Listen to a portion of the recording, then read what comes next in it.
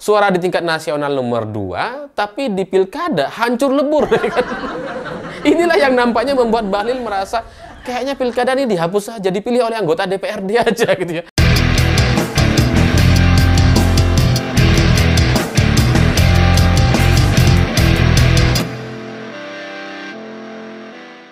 Selamat malam semuanya. Hari ini lagi rame sekali terkait usulan pilkada yang nantinya hanya akan dipilih oleh anggota DPRD saja. Jadi masyarakat atau rakyat sudah tidak perlu lagi memilih calon gubernur, calon wali kota ataupun calon bupati gitu ya. Karena semuanya nanti akan diserahkan kepada anggota DPRD di wilayahnya masing-masing. Jadi kita bisa bayangkan gitu ya, pilkada itu hanya selesai dalam 1 hari saja. Nggak ada quick count, nggak ada real count, nggak ada lembaga survei gitu ya. Nggak ada juga gugatan ke MK, nggak perlu gitu ya. Karena hasilnya bisa langsung diputuskan hari itu juga. Karena anggota DPRD tinggal masuk saja ke dalam satu ruangan gitu ya, ke ruang sidang mereka masing-masing di daerah masing-masing, terus kemudian melakukan pemilihan. Dalam sehari selesai, dalam hitungan jam bisa langsung selesai. Ini memang sangat-sangat hemat sekali. Itu kalau hemat gitu ya. Dan kalau saya baca dari beberapa berita di media mainstream ataupun di media sosial terkait isu usulan pilkada tidak langsung ini yang ternyata viral di mana-mana itu adalah pernyataan dari Presiden Prabowo. Karena menurut Pak Prabowo gitu ya, pilkada 2024 ini sangat mahal sekali. Jangankan yang kalah gitu, yang menang pun kelihatan lesu. Apalagi yang kalah. Ini karena saking mahalnya gitu ya. Nah, setelah saya coba telusuri gitu ya, ternyata pernyataan Presiden Prabowo ini adalah respon dari usulan Partai Golkar, di mana sebelumnya disampaikan oleh Ketua Umum Partai Golkar yakni Bahlil. Di hari ulang tahun ke-60 mereka kemudian mengusulkan agar pilkada ini diubah gitu ya, untuk supaya bisa dilaksanakan secara tidak langsung. Jadi tidak perlu masyarakat yang memilih, tapi cukup anggota DPRD di wilayah masing-masing. Dan Presiden Prabowo merasa setuju gitu, karena ini memang adalah pilkada yang sangat mahal sekali.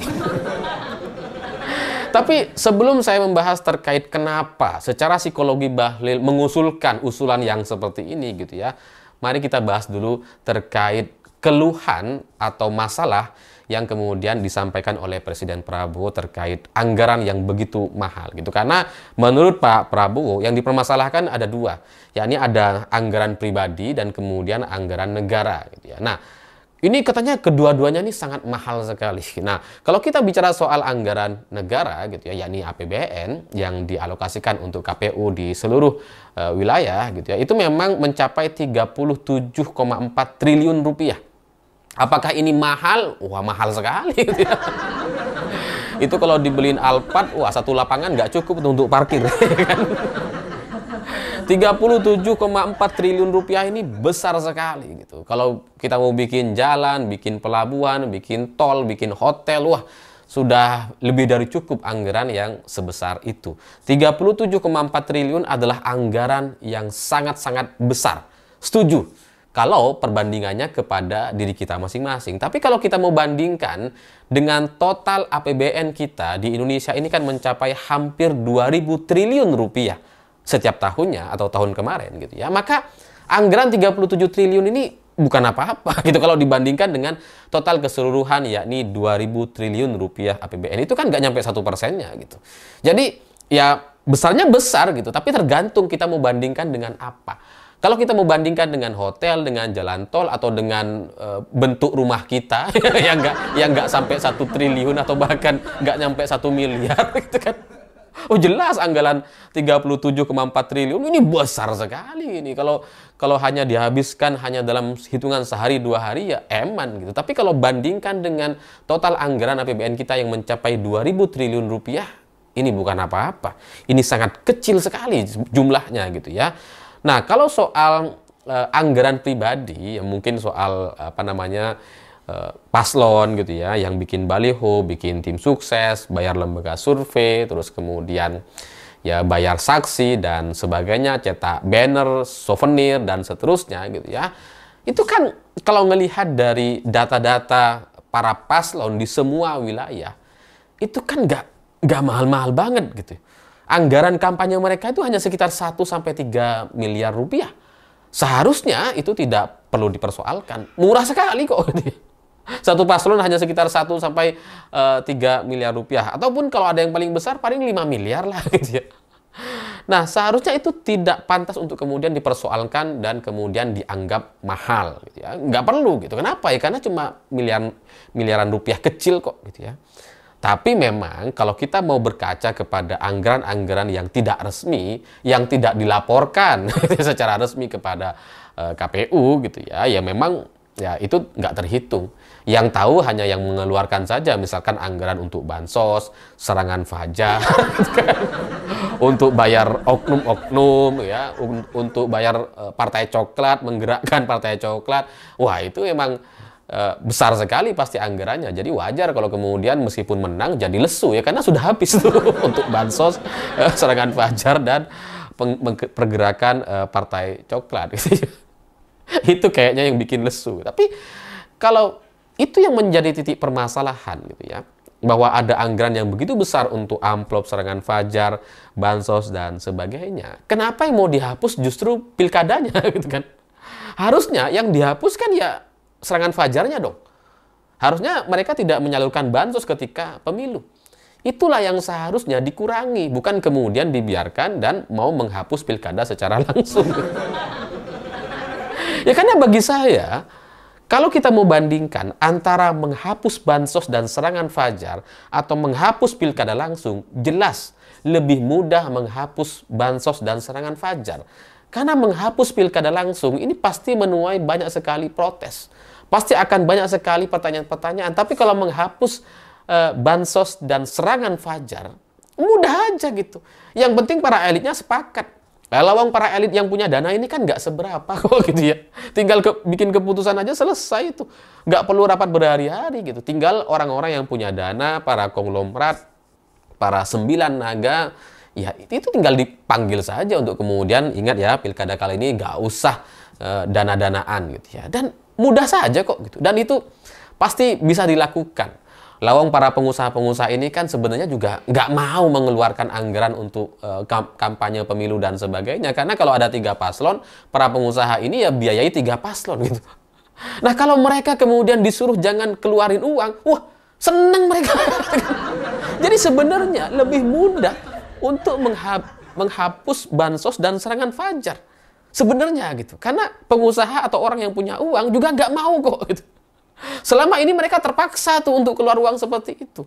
Karena mereka tertekan, karena mereka diintimidasi, karena mereka diancam dengan masalah-masalah kasus dan sebagainya. Makanya kemudian mereka cari aman, ya udahlah bayar aja gitu kan. Jadi ya aneh kalau kemudian yang mau dihapus adalah pilkada langsungnya gitu. Karena ya yang sebenarnya menjadi masalah adalah bansos dan serangan fajar. Tapi katakanlah gitu ya, kalau pilkada langsung ini dihapus dan kemudian nanti dipilih oleh anggota DPRD, mungkin negara akan hemat 37,4 triliun. Tapi kan para anggota dewan yang melaksanakan pemilihan gubernur, wali kota dan bupati, itu kan juga butuh anggaran gitu. Nggak mungkin nol anggaran kan pasti ada anggaran-anggaran untuk mereka lah.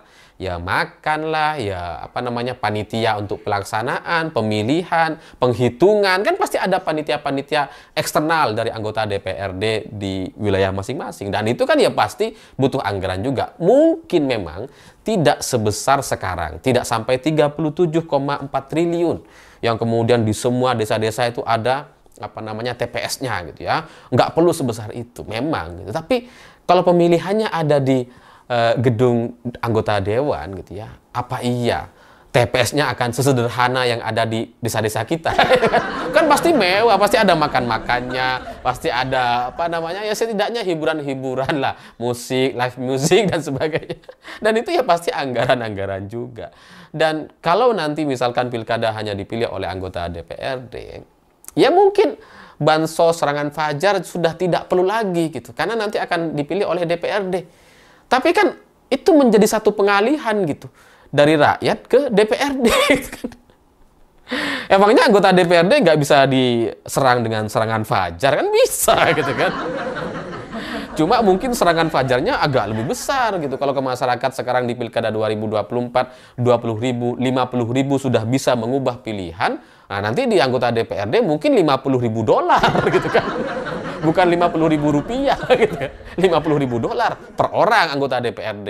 Nanti bansosnya ya bisa lain lagi gitu. Kalau di masyarakat sekarang pilkada langsung, masyarakat cuma dikasih 3 kilo beras, kemudian 1 kilo minyak, udah 1 liter minyak misalkan, itu udah cukup. Tapi kalau anggota DPRD nanti bansosnya mungkin sudah tidak 3 kilo beras gitu. Mungkin 1 truk per orang, 1 truk gitu, atau 1 fuso gitu.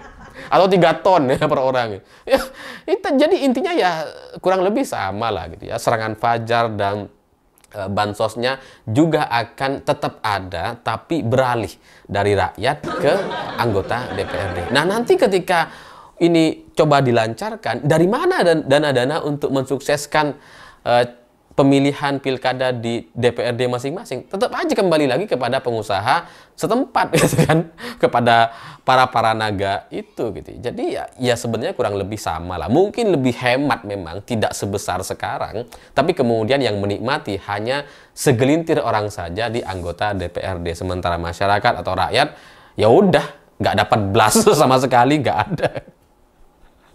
Tapi apakah itu kemudian bisa lebih murah gitu ya kalau pemilihannya dilangsungkan di anggota DPRD saja gitu ya, anggota DPRD yang milih gubernur, wali kota dan bupati? Ya belum tentu. Bisa jadi lebih mahal loh. Bisa jadi. Apa yang nggak mahal di DPRD gitu ya? Bisa aja anggarannya jadi lebih besar dibandingkan pilkada langsung. Kalau pilkada langsung kan semuanya serba hemat tuh, TPS-TPS-nya ya nyewa sebentar gitu ya. Kemudian bentuk-bentuknya, panitianya ya dibayar murah gitu. Kalau di anggota DPRD bisa jadi panitianya sangat mahal sekali karena pelaksanaan pemilunya di Senayan gitu kan, atau di tempat wali kota, tempat DPRD di setiap kota dan kabupaten. Jadi ya bisa jadi itu kemudian lebih mahal. Tapi ya oke lah kalau kemudian itu mau dicoba, boleh. Tapi coba simulasi dulu deh gitu ya. Satu provinsi coba gitu ya. Misalkan Jawa Barat, coba tuh gitu ya. Coba dari gubernur, bupati, wali kota dipilih oleh anggota DPRD. Kira-kira akan seperti apa? Jangan kemudian diterapkan kepada semuanya secara keseluruhan tanpa uji coba gitu. Harus diuji salah satu provinsi dulu. Nah, kalau misalkan sekarang kemudian muncul usulan agar meniru Malaysia misalkan gitu ya. Pak Presiden kan juga bilang, seperti Malaysia itu efisien. Wah iya memang gitu. Kalau kita mau niru Malaysia, sekalian nggak usah pilpres. Kan? Orang hanya milih partai. Bagus itu. Itu bisa sangat-sangat hemat sekali. Nantinya siapapun partai pemenang pemilu itu akan menjadi presiden di Indonesia. Itu lebih bagus tuh, pasti PDI Perjuangan yang menang kan? Kalau partai coklatnya nggak sekuat sekarang gitu kan. Ya karena ya di Malaysia kan seperti itu, partai-partai kemudian berkoalisi membentuk 2 kubu dan kemudian partai koalisi, gabungan partai koalisi yang memenangkan mayoritas suara itu otomatis bisa menunjuk presiden dan diajukan ke raja-raja. Ya kalau Indonesia mau niru seperti Malaysia ya boleh gitu. Tapi itu menjadi satu langkah yang mundur gitu. Kalau kita mau tanya kepada warga Malaysia, tanya kepada pejabat-pejabat di Malaysia, mereka ingin seperti di Indonesia. Pemilunya ingin seperti di Indonesia, di mana pilihan presiden itu atas kehendak rakyat. Bukan karena gabungan partai koalisi gitu ya. Keinginan mereka ya seperti itu sebenarnya gitu. Ya kalau kita kemudian pengen niru Malaysia kan aneh gitu. Lawang Malaysia pengen jadi kayak kita, lalu kok kita malah pengen jadi kayak Malaysia. Tapi ya oke lah, itu saya juga bisa pahami gitu ya. Sekali lagi kalau mau diuji dalam daerah yang sedikit-sedikit dulu, jangan kemudian diterapkan secara keseluruhan.